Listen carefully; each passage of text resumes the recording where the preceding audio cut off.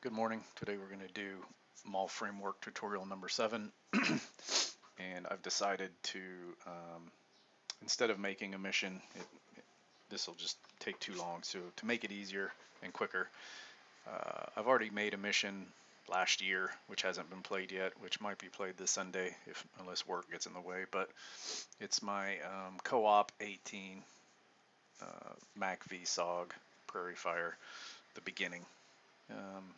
It's basically set when MacSOG was first created in Vietnam in 1962. I think it's 62. Anyway, so we'll just use this as an example, and I'll just go through and talk about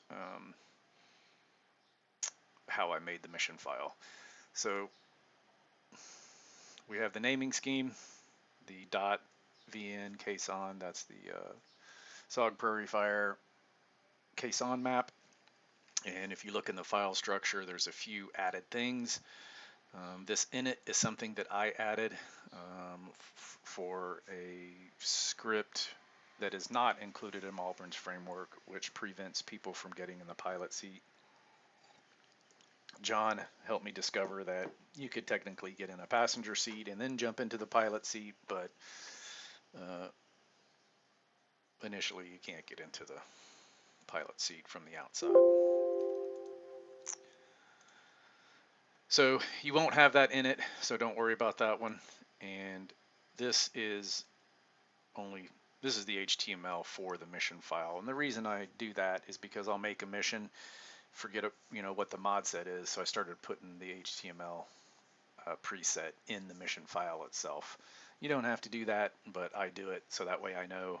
I come back and open a mission and I'm like, oh, what was the mod set for this? And I click on it and I'm like, oh, okay, right, that was the mod set. So we'll first go over the Description.ext. I didn't change anything in this because there's no reason to, other than the tasks. I wanted to use 3D tasks and I wanted them to propagate to the subordinates. So I've changed 3D from 0 to 1 and the task propagate from 0 to 1.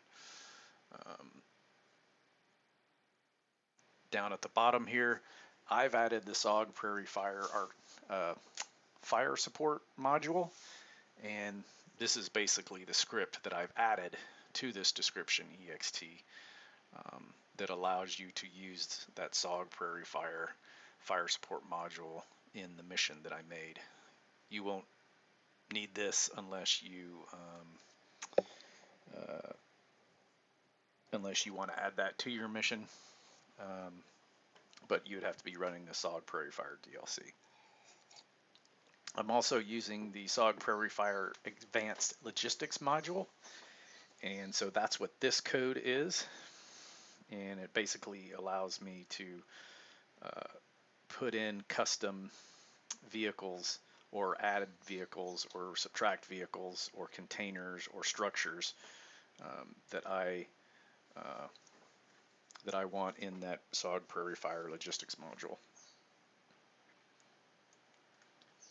So probably for right now, you would ignore this because you wouldn't have this SOG Prairie Fire Logistics code, and you wouldn't have this SOG Prairie Fire Artillery or Fire Support code. So all you would have is from this line here, 65 and up.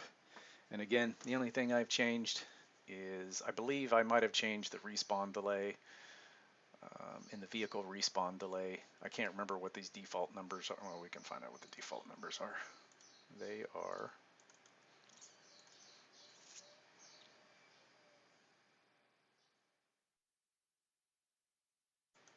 okay. I didn't change anything in the respawn settings in the Description.ext.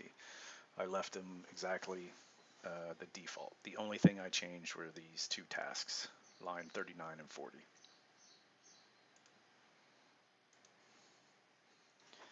I want to keep these videos shorter, so I'm going to end it with that, and the next video will cover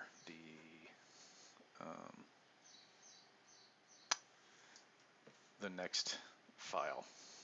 Thanks.